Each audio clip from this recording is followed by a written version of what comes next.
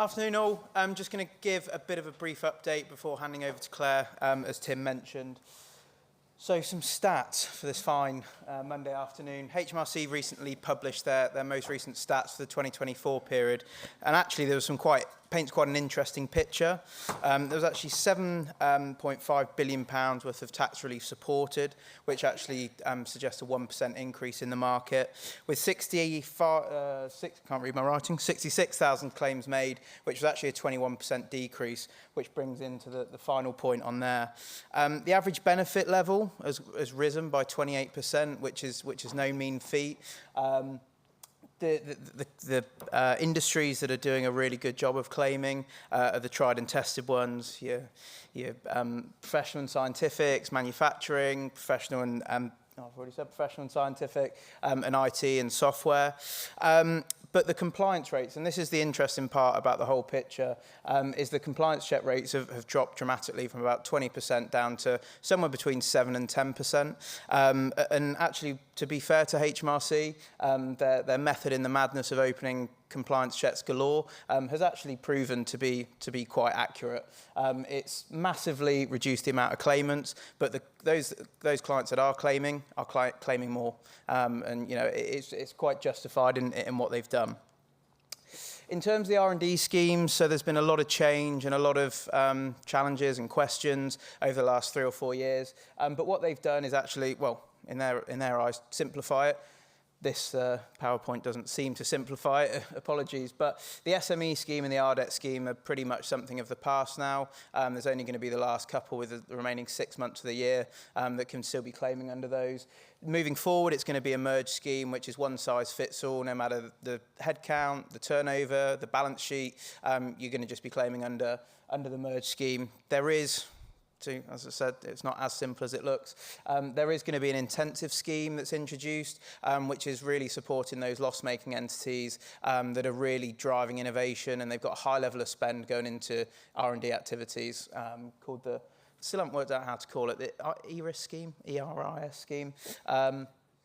In terms of the admin and documentation, there's been a couple of key compliance pieces. One of them is the client notification form, which HMRC have changed their mind about 4 or 5 times in about a year. But that's basically just giving HMRC your intention to claim for a future period. Again, it just all brings into stuff around the budget, how much money they can apportion to certain industries and sectors, to that overall piece around improving GDP.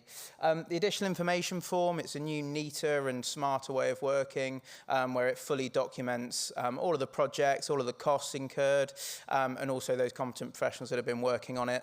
That is very much a legislative requirement. Now, the 2 other pieces here, the supporting documentation and costs allocated per project.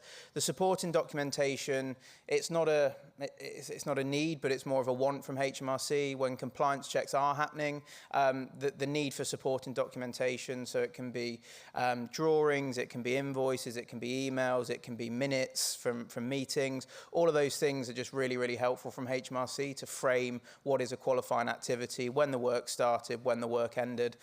So it's just something that, you know, we can obviously help support you on, but it's always just have a really, even if it's just having an email file or folder just with labelled R&D, you know, that's really, really helpful just to keep all of the information together. And then costs allocated per project, again, just very, very important to keep tabs of the project, the timelines, and also the costs incurred, because what we have found, again, HMRC do ask those questions. If you've got the records, it's very difficult for them to argue. And to just leave you on today, it's something we've had a bit of a revamp in terms of our health check and our analysis of a previous report. So what this looks to do is look at a previous claim that's been submitted, and we really focus on 5 key areas. So the first one being compliant. There's been a lot of change, lots of changes in benefit rates. Are you remaining compliant with what HMRC are looking for on a day-to-day compliance check? Opportunity, are there any other opportunities, which Claire's just going to go on to in a second, but are there any other opportunities that you're missing? Could it be embedded capital allowances? Could it be patent box? Could it be grant funding? Could it be land remediation? You know, the list is fairly endless, but again, we're there to offer support where we best can. Value. Do you see value from making an R&D claim? Sometimes we do hear in differing results in that and feedback. It can be quite time consuming for what potentially you're getting back. Again, that's something which we just want to sort of kick the tires on and really understand a little bit more.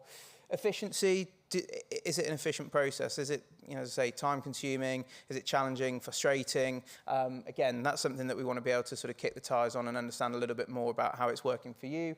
And then finally, risk.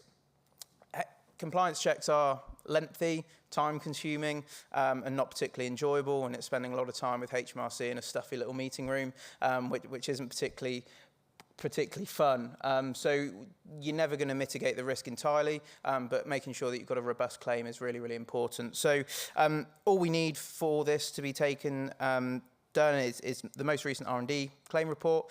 We'd also need your most recent set of P&L or management accounts, and then finally some of your time. And what that can really offer you is peace of mind that either it's being done really, really well, or there's potentially some areas for improvement. And we'll also give you a nice snazzy report, which gives a real nice detailed analysis of all of our findings. But yeah, with that, I'll hand over to Claire to talk about grants.